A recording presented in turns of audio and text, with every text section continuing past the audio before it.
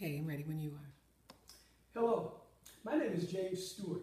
I'm a happily retired Professor Emeritus of Penn State University, now residing in Sarasota, Florida. It's a tough job, but somebody's got to do it. I sincerely regret not being able to join you today to discuss this especially important monograph, but hopefully my introductory comments will add some value to the discussion. In many respects, I've had two parallel careers.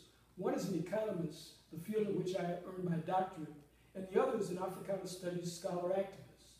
I will attempt to be true to both genealogies in my comments. From the vantage point of Africana Studies, I find the use of metaphorical chapter titles in The Half Has Never Been Told that foreground parts of the human anatomy to be both a creative and effective means of underscoring the fact that each enslaved African was a unique human being whose body, mind, and soul were ravaged by the institution of slavery and exploited by the capitalist juggernaut in search of domestic and global profits. I have chosen to emphasize this point by using this piece of sculpture from our art collection as a backdrop. This replica of the deck of a slave ship was produced by a Pittsburgh area artist who uses found materials to produce works that conveyed poignant social and political commentaries. Each clay figure represents a captive African in transit to the, quote, New World, end of quote. Some of the figures are missing limbs. There are also red spaces that represent persons who lost their lives during the Middle Passage. One of Edward Baptist's important contributions in The Half Has Never Been Told is to overcome the anonymity of victims that has enabled the horrific details of enslavement to escape close scrutiny for far too long.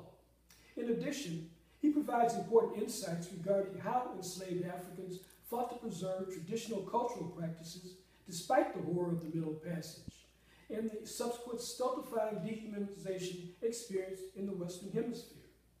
As examples, he describes how enslaved Africans continued traditional ritual practices, such as burying objects, developed common languages that were only partially intelligible to white enslavers, innovated musical forms that incorporated extensive improvisation, and used the circle to facilitate collective activity, in contrast to Western celebration of linearity.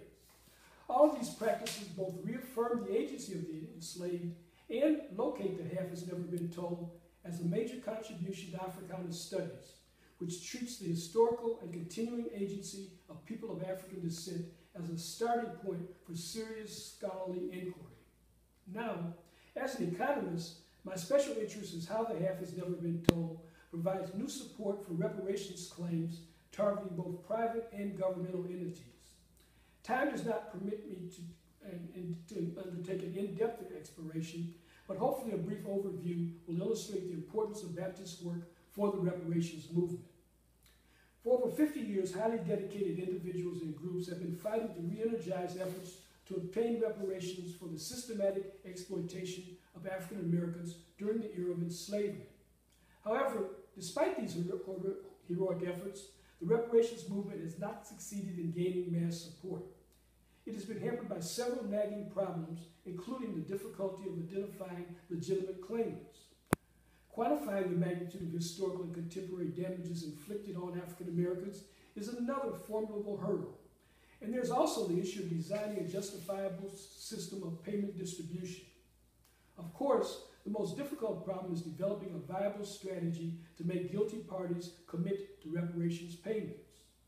The content of The Half Has Never Been Told addresses all of these issues. By including personal stories of victims, Baptist has demonstrated that in some cases, careful research can indeed identify specific victims. Moreover, by foregrounding the issue of labor exploitation, he provides support for an approach to seeking reparations from individual companies based on claims of past wage expropriation due to errors. To date, efforts to obtain compensation from individual companies has been thwarted due to the difficulty of proving direct harm by contemporary plaintiffs. Baptiste identifies a large network of private and public actors that were actively engaged in the slavery enterprise. Thus, almost any firm that has origins in the 18th and 19th centuries is likely to have substantial liability for past labor exploitation, along with local, state, and national governmental organs that put in place the policies that facilitating that exploitation. The extent of this conspiracy suggests that previous estimates of the costs incurred by blacks have probably dramatically underestimated the true value of economic losses. Previous estimates by economists have ranged from $5 billion to $1.4 trillion. This past April, the National International Reparations Summit was held in New York City. This November, the Repairing the Past, Imagining the Future Reparations and Beyond Conference will be held at the University of Edinburgh, UK. I believe that the half has never been told can enrich these deliberations significantly and provide additional momentum for the reparations movement. Clearly, the book has already had a profound influence on the work of academics who endeavor to understand and interpret what Kenneth Stamp characterized as the peculiar institution. Thank you, Edward Baptiste, for giving voice to the voiceless multitude of victims of the era of enslavement. Thank you.